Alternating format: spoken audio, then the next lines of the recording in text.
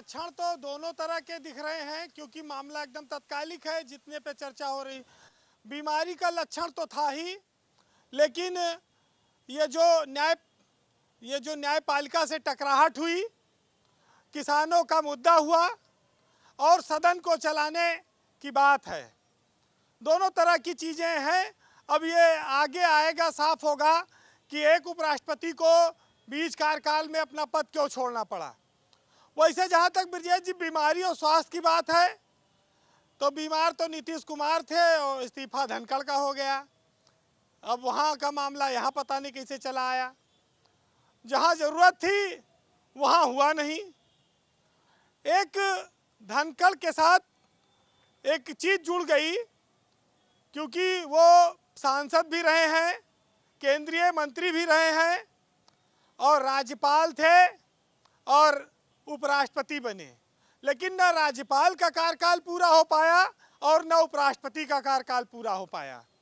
ये उनके साथ एक बार तो मान लीजिए कि वो उपराष्ट्रपति बनने के लिए छोड़ना पड़ा, दूसरी बार ये कार्यकाल।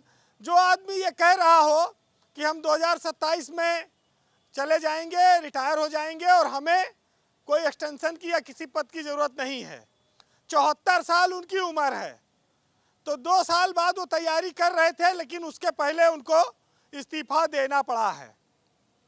आप ये कह सकते हैं कि एक बार वो पिक्चर में गाना आया था कि बड़े बेआबरू होकर तेरे कूचे से हम निकले आए गए, तमाम सारी बातें हैं।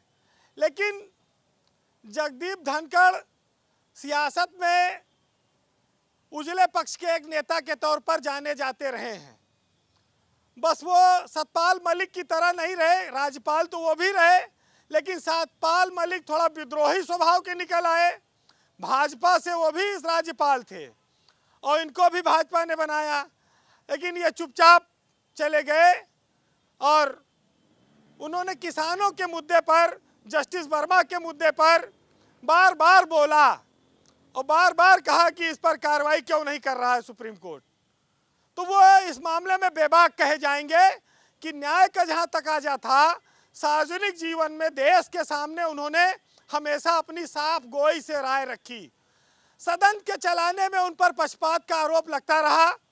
अब वो पीठ का मामला था, जो भी रहा हो वो लोग देखें, लेकिन प्रधानमंत्री के साथ उनके रिश्ते हमेशा अच्छे रहे और एक दूसरे के प्रति बड़ा सम्मान का भाव रहा। आज जब ये विदाई न लेने की बात आई, तो अब ये साफ हो गया कि अब उनको भविष्य में कोई पद नहीं मिलने वाला है और प्रधानमंत्री ने भी उनके अच्छे स्वास्थ्य की कामना की है। तो ये साफ है कि अब उनका बाकी का जीवन चुपचाप गुजरेगा, बिना किसी राजनीतिक गतिविधि के। अस्पताल तो अब देहरादून वाले प्रोग्राम में उनको वहाँ पर ले जाना पड़ा था, थोड़ा चक्कर आ गया था, ये एक घटना हुई थी। स्वास्थ्य पर उसके बाद उनके तमाम सारी बातें आईं, लेकिन अब जब जब जगदीप धनखड़ जा रहे हैं रिटायर इस्तीफा देकर, तो एक सवाल ये खड़ा होता है कि अगर उपराष्ट्रपति का स्वास्थ्य इतना खराब था, तो भाई प्रधानमंत्री, राष्ट्रपति, उपराष्ट्रपति, इनके सब पर रोज चेकअप होता है, रोज मेडिकल टीम लगी रहती इनके साथ। इतना खराब था तो पहले बता देती मेडिकल टीम की राष्ट्रपति जी की हालत ठीक नहीं है और उनको जो है आराम दिया जाए। यहाँ डॉक्टर लगता है फेल कर गए बताने में ये बात। प्रेस्क्राइब पहले किया होगा, पर्चा बाहर नहीं आया कहीं। देखिए अब बात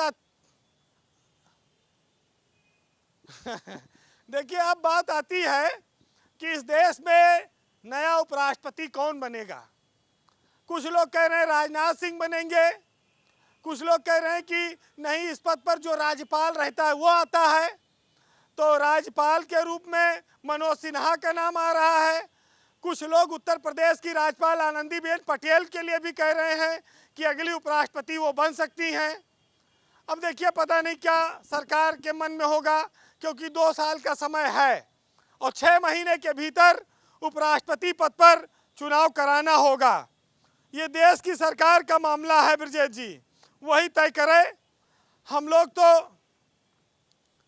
अब आप हिंदी पिक्चर का एक गाना आज फिर मुझे याद आता है, सुनिएगा, अच्छा गाना है, अच्छा लगेगा कि